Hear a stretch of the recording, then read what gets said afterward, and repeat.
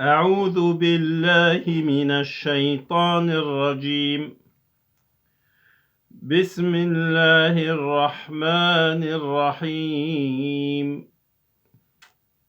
ربنا لا تزغ قلوبنا بعد إذ هديتنا وهب لنا من لدنك رحمة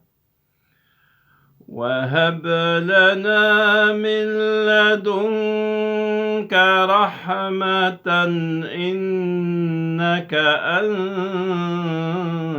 الوهاب.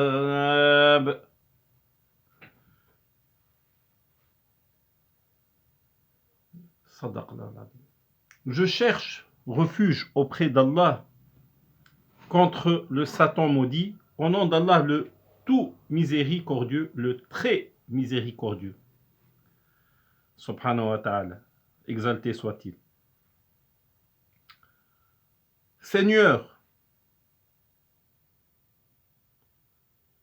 ne laisse pas nos cœurs dévier, ne laisse pas nos cœurs dévier, Seigneur. Après que tu nous aies guidés, accorde-nous ta miséricorde. Certes, c'est toi le donateur gracieux. Subhanahu wa ta'ala. Gloire à Allah. Louange à Allah. Louange à Allah. Alhamdulillah. Louange à Allah au siège de ses bienfaits. Alhamdulillah. Siège à ni'amé. Le siège de ses bienfaits. Le premier bienfait, c'est d'avoir reçu l'islam. Et ce soir, c'est la veille de Ramadan. On remercie Allah de nous donner l'occasion de s'approcher et de s'attacher encore et encore à lui, le Très-Haut, sallallahu alayhi wa sallam ala rasulullah, qui nous a appris comment s'approcher d'Allah.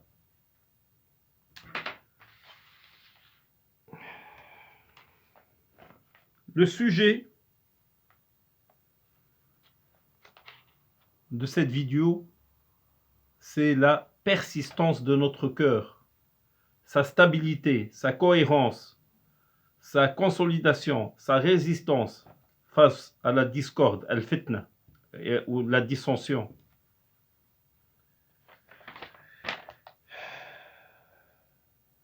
La stabilité du cœur du croyant, son attachement à la religion. Louange à Allah, seul, l'unique. Et les bénédictions et le salut d'Allah sur Muhammad sallallahu alayhi wa sallam, son messager, le maître des messagers sallallahu alayhi wa sallam,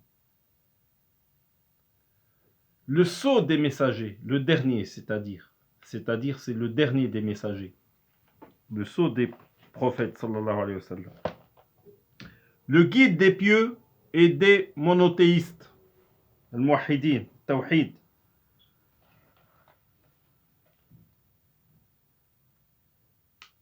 envoyé clémence dans cet univers, rahmatan lil alamin.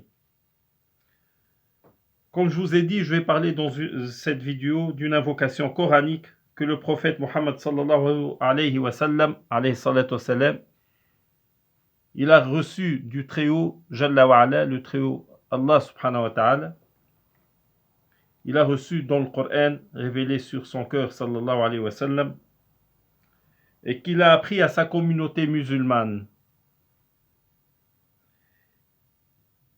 Ce verset est révélé dans le verset 8, dans la sourate Al-An'am, Astaghfirullah, Al-Imran, Al-Imran, c'est la famille de... Imran, c'est le père de Maryam, la Sainte Marie, la mère de Isa, du Messie, alayhi salam. Et le sujet, comme j'ai dit, c'est demander à Allah un cœur. Le croyant demande à Allah un cœur constant dans son adoration, un cœur ferme sur le droit chemin, un cœur orienté vers l'islam, l'iman, et l'iman, la foi, un cœur persistant sur la voie de la droiture, le droit chemin, celle de l'islam.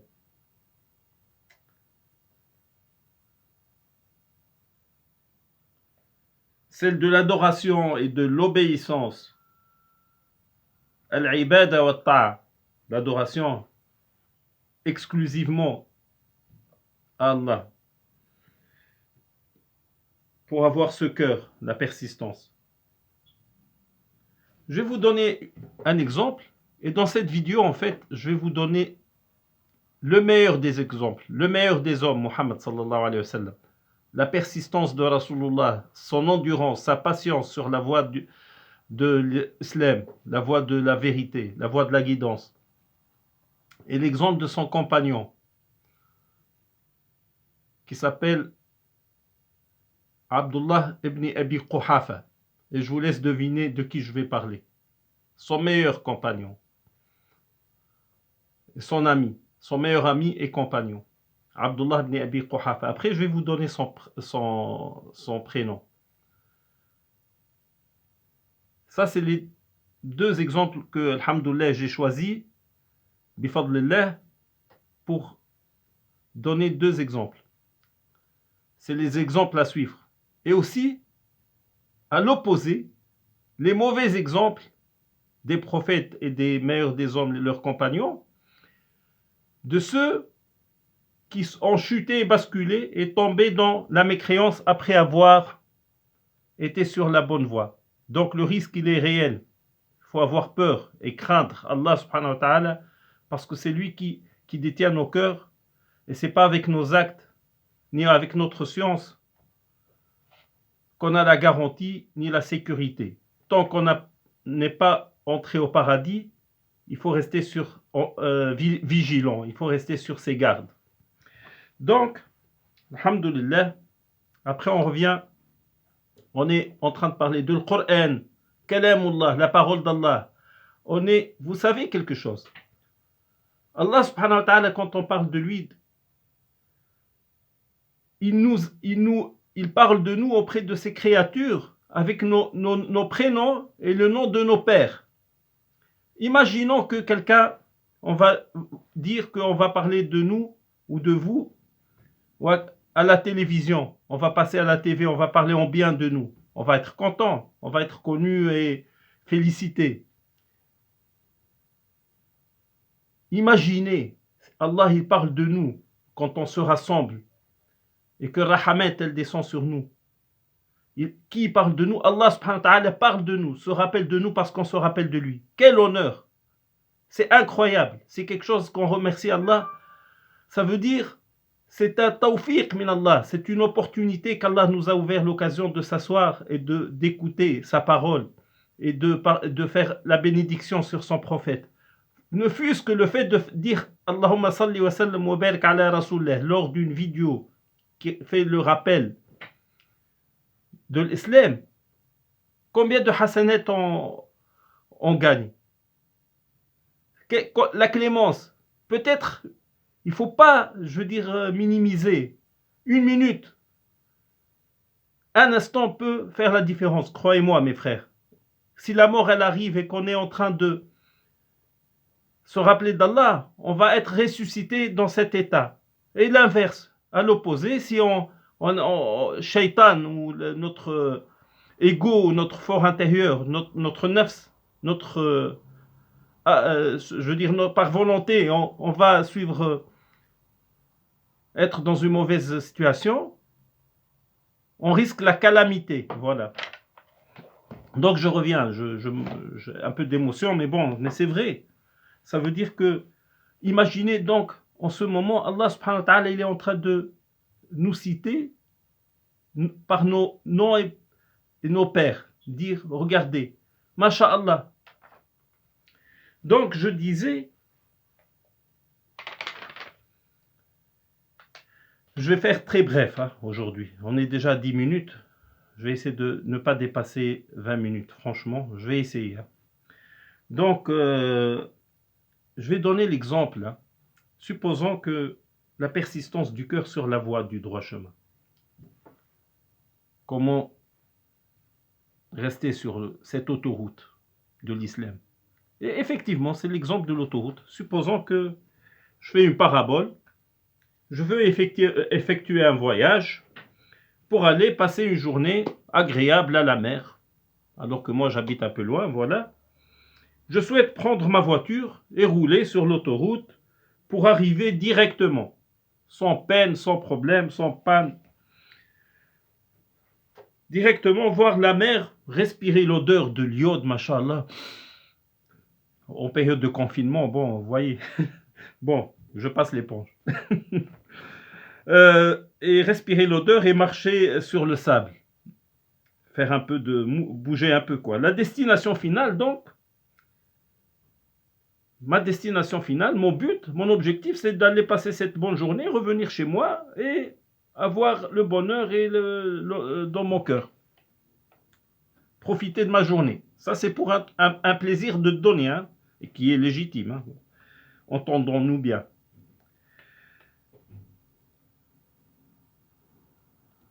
Donc, je vais introduire dans mon GPS, par exemple, le nom de la ville par facilité et le voyage. Comme ça, j'arrive à bon port. Et peut-être quand j'arrive aussi, je vais profiter de cette ville côtière d'acheter des poissons, ou faire une grillade de poissons. L'île de Ramadan, la veille de Ramadan, avec le poisson, bon, pourquoi pas. Enfin, profiter, on est en train d'imaginer, hein, mais c'est possible de réaliser ce projet. Hein. Donc, profiter du soleil en quelque sorte, de la nature qu'Allah il a créée, la grandeur d'Allah, voilà, s'oxygéner avec l'iode et sortir du béton pour voir l'horizon. Et pique-niquer en famille, tout ça quoi. Un moment de détente. J'ai dit, je ne vais pas dépasser 20 minutes, mais en parlant de promenade, vous voyez, je m'oublie un peu. Astaghfirullah. Sur l'autoroute, il y a forcément, quand je monte dans ma voiture avec ma famille, avec les sandwichs, etc., et je prends l'autoroute, il y a forcément des sorties. J'ai une destination, la ville ou côtière, mais il y a des sorties et des panneaux qui indiquent le nom d'autres villages, d'autres villes, tout au long de ma route. Et si je me trompe et que je quitte l'autoroute, qu'est-ce qui va se passer? Je vais perdre le temps et ne plus respecter mon planning ou mon programme de départ. C'est la même chose avec c'est une parabole. Hein. Notre destination finale, en tant que musulmans, c'est le paradis. C'est ça qu'on vise, l'objectif. La face d'Allah. Être accepté.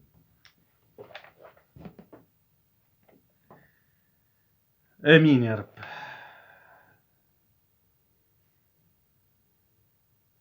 L'autoroute, c'est l'islam, la religion d'Allah, le droit chemin, l'islam. C'est ça l'autoroute. Et ma voiture, c'est moi. Si vous voulez, le moteur, c'est mon cœur. Sans moteur, la voiture ne bouge pas. C'est le cœur qui fait bouger le restant de mes sens. Vous voyez?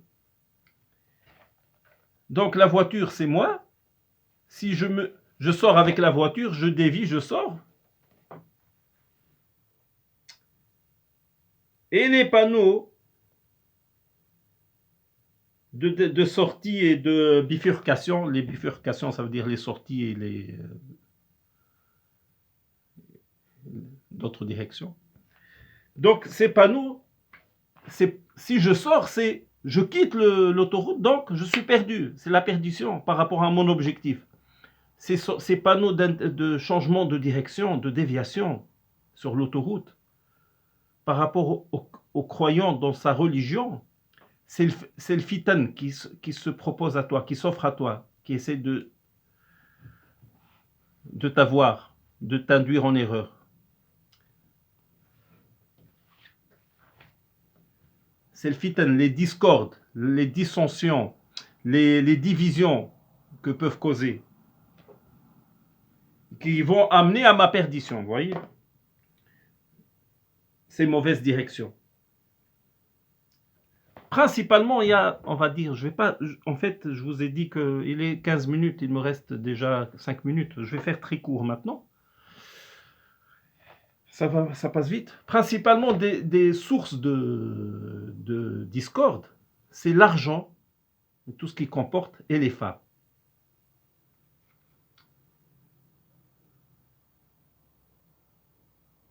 Et la mauvaise compréhension de l'islam, ça veut dire l'ignorance.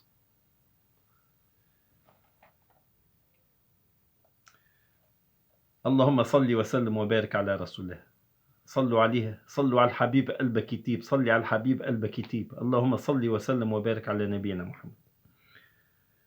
Le meilleur des hommes, le meilleur des exemples de celui qui a persisté, qui a résisté, qui a patienté sur le droit chemin, c'est Rasulullah, qui a supporté. Je vais donner celui de Rasulullah sallallahu alayhi wa sallam. Subhanallah, j'ai eu cet événement comme ça parmi une infinité d'exemples de Rasulullah sallallahu alayhi wa sallam. Toute une vie ne suffit pas de parler de Rasulullah sallallahu alayhi wa sallam.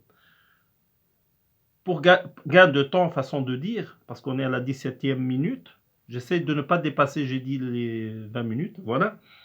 L'événement de Taif. C'est quoi Taif? C'est une ville, c'est qu'on appelle une villégiature de la Mecque.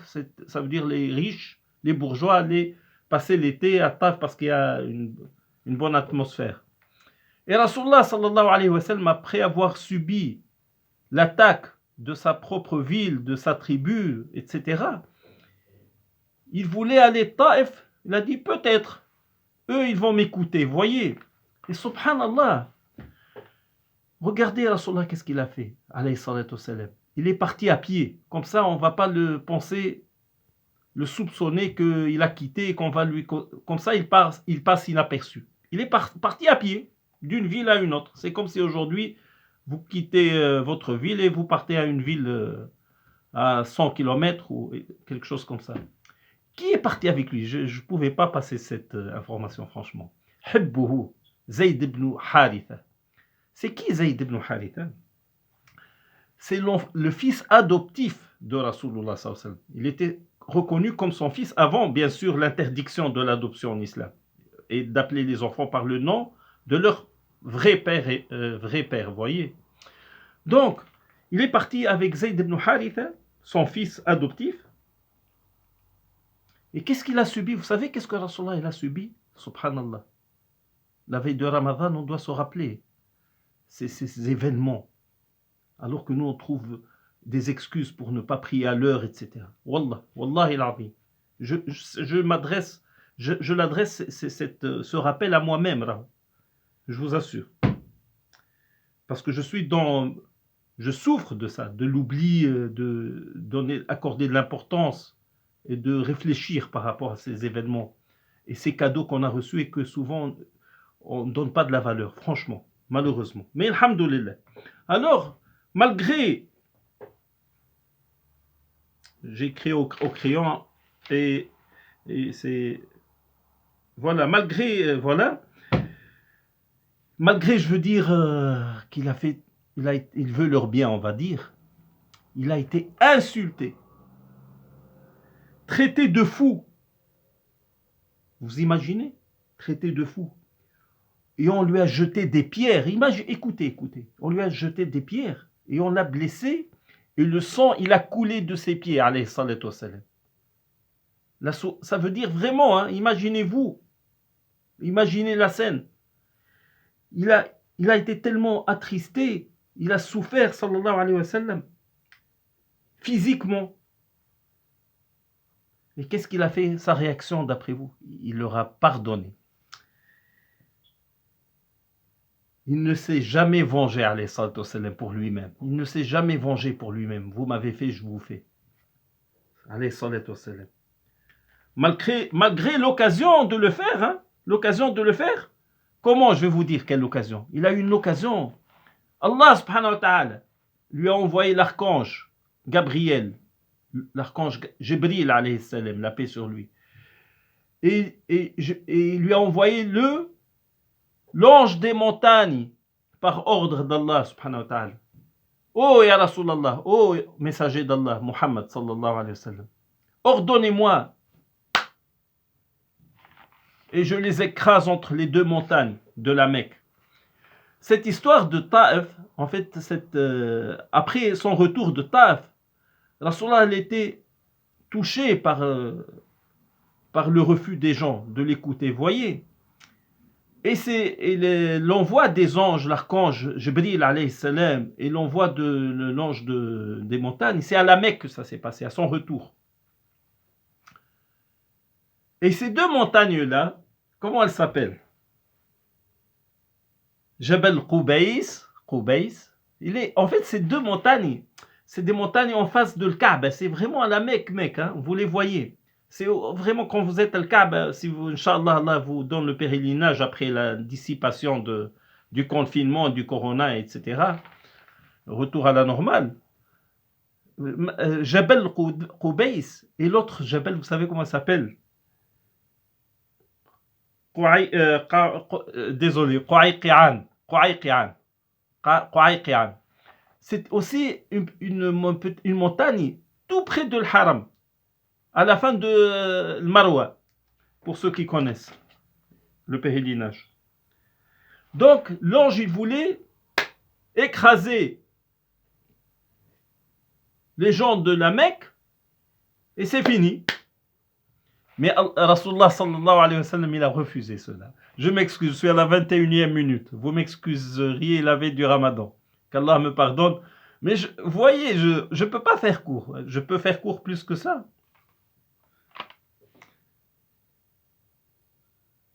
Franchement, moi, je veux vous faire vivre la scène et l'événement. C'est ça. Et alors, qu'est-ce qu'il a répondu à Rasulullah? Je prie Allah qu'ils sortent dans leur descendance des monothéistes qui n'associent rien à Allah. أرجو من الله أن يخرج من أصلابهم من يعبدونه لا يشركون به شيئا. Regardez la clémence de Rasulullah.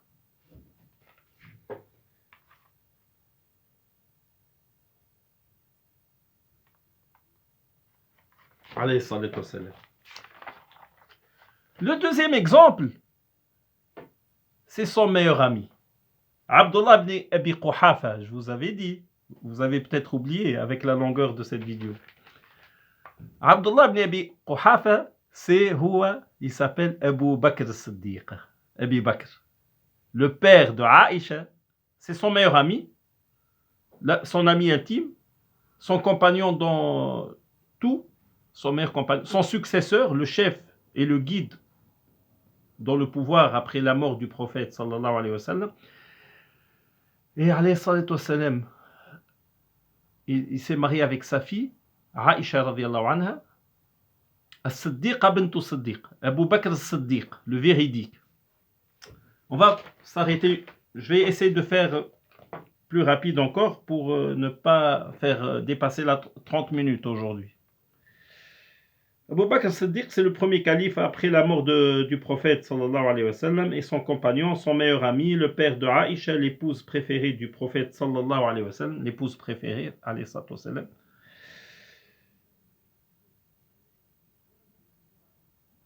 Il se caractérise, cette personnalité extraordinaire, par l'amour d'Allah et de son prophète, c'est certain, et son attachement à eux. Et je vais vous dire quelque chose. Le dua, pourquoi je fais cette vidéo, moi? C'est pour vous parler que ce dua, Rabbana la tuzigh qulubana ba'da idh hadaytana wa hab lana min ladunka rahma innaka antal wahhab. Cette invocation, Abu Bakr Siddiq radiyallahu anhu la faisait cette invocation dans sa troisième raka'a, Ça veut dire quand il se met debout après la lecture de l'Fatiha. Vous imaginez, après le Fatiha à Salat al-Maghrib, il y a 3 agenouillements. 2 avec le Fatiha et une sourate, et la 3e, Fatiha, c'est tout. Et ben, je vais vous raconter, dans le Muwatta, c'est le livre de Malik, rahimahullah, l'imam Malik, célèbre, avec ce verset dans sa prière pendant la période de... Quand est-ce qu'il le faisait? Ah oui. Pendant la période de l'apostasie. Ça veut dire quoi l'apostasie? Après la mort du prophète, il y a beaucoup d'Arabes qui se sont retournés, qui sont sortis de l'islam, qui ont quitté. Pourquoi? Parce qu'ils n'adoraient pas Allah, ils adoraient le prophète avec sa présence. Ça va? Quand il est mort, voyez, donc c'est Allah qui les a déviés aussi. Hein. C'est volontairement ils ont quitté. Allah, je veux dire, Allah subhanahu wa ta'ala nous donne ces leçons pour qu'on ouvre les yeux, notre cœur soit attentif à tout cela. Pour avoir capté la leçon, retenir la leçon. Donc, pendant la période de l'apostasie, certains Arabes, ils ont désobéi, bien sûr, l'apostasie, ils se sont rébellés, la rébellion. Et celui qui raconte l'histoire de Abu Bakr avec ce dua, Rabbana, la tuzigh qulubana ba'da idh hadaytana wa hab lana min ladunka rahma, il disait, je suis entré à Médine pendant le règne du calife d'Abu Bakr al-Siddiq, le véridique. J'ai prié derrière lui, Salat al-Maghrib, du coucher du soleil. Il s'est levé pour la 3e fois debout, pour la 3e fois debout. Et je me suis rapproché de lui, au point que mes vêtements allaient toucher les siens. Je l'ai entendu lire Al-Fatiha, la Fatiha, et ensuite Rabbana la tuzigh qulubana. À la 3e rak'at, quand il était en position debout, avant de s'agenouiller. C'est pour cette raison, mes frères et sœurs, comme je l'ai dit, je le dis dans cette vidéo, je l'ai déjà dit, on n'a pas la garantie ni la sécurité que je vais être sauvé, que tu vas être sauvé, tant que tu n'as pas mis tes pieds dans le paradis. Il faut rester vigilant, craintif, avoir peur d'Allah subhanahu wa ta'ala, et ne pas se tromper soi-même, ou se fier aux bons actes, parce que j'ai fait l'aumône, ou j'ai fait du bien, ça y est, c'est accepté, c'est ok. Non. Ou de sa science aussi.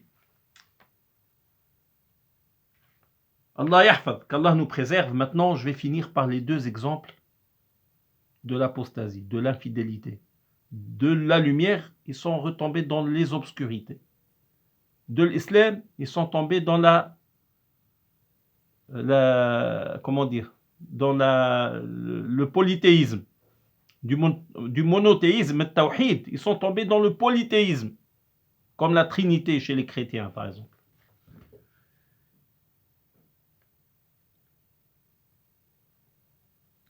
Voici l'exemple de personnes qui ont chuté dans la mécréance et l'infidélité. Et après avoir reçu la foi en Allah, ça je l'ai écrit, après avoir reçu la foi en Allah, ils sont tombés dans l'égarement. Allah yahfad, qu'Allah nous préserve. Amin ya Rabb. Rabbana la tuzigh qulubana ba'da idh hadaytana wa hab lana min ladunka rahma innaka antal wahhab. Le premier exemple est celui d'un qui a vécu avant l'arrivée de Rasulullah sallallahu alayhi wa sallam, un fils d'Israël. Comment il s'appelait? Il s'appelait Bil'am ibn Ba'oura ou Ba'our.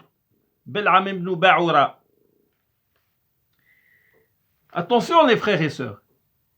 Il était savant et adorateur. Hein? Ça veut dire il faisait des efforts incroyables.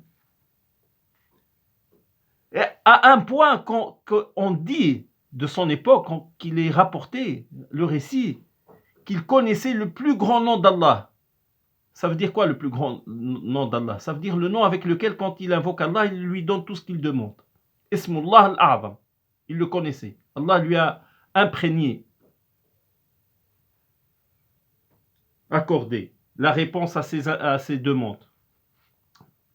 Ce Bal'am ibn Ba'ura, est cité dans la sourate Al-A'raf, verset, je crois, 197, je pense bien. 175, pardon. 175, je veux dire en français. 175. Soit. Donc, Surat Al-A'raf, je vais vous lire l'extrait parce que c'est le cœur de cette vidéo, franchement. La veille de Ramadan, on doit écouter ce petit rappel, façon de dire, de 30 minutes. C'est vrai, j'ai pris de votre temps, mais croyez-moi, mes frères et sœurs, on n'a pas perdu de notre temps. Et cette patience-là, pour nous, il y a une souffrance, c'est vrai. Mais imaginez le jour du jugement, on aura besoin d'un atome de bien. Donc, patientez encore, s'il vous plaît, et supportez-moi encore 5 minutes. Inch'Allah, je vous laisse aller manger à gogo dans ce confinement et dans ce...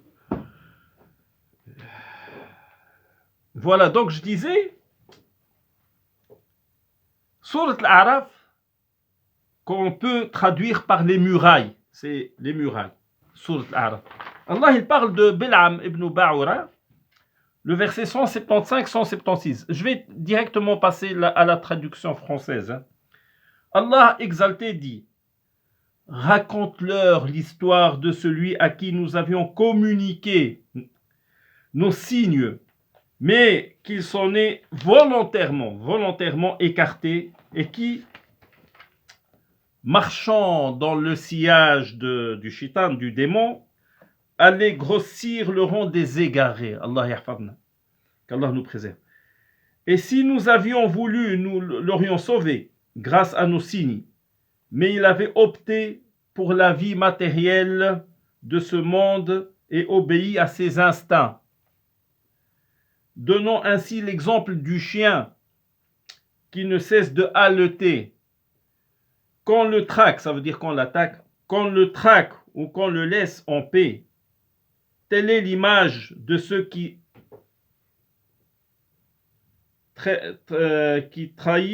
traitent nos signes de mensonges. Voilà. Telle est l'image de ceux qui traitent nos signes de mensonges. Raconte-leur ces récits, peut-être les feront-ils réfléchir. Wallahi al-azim. La ilaha illallah Muhammad Rasulullah. Allahumma salli wa sallam barik ala nabiyina Muhammad. Je ne vais pas le relire parce que juste je vous renvoie au texte et la sourate Al-A'raf, les murailles, et au verset 100.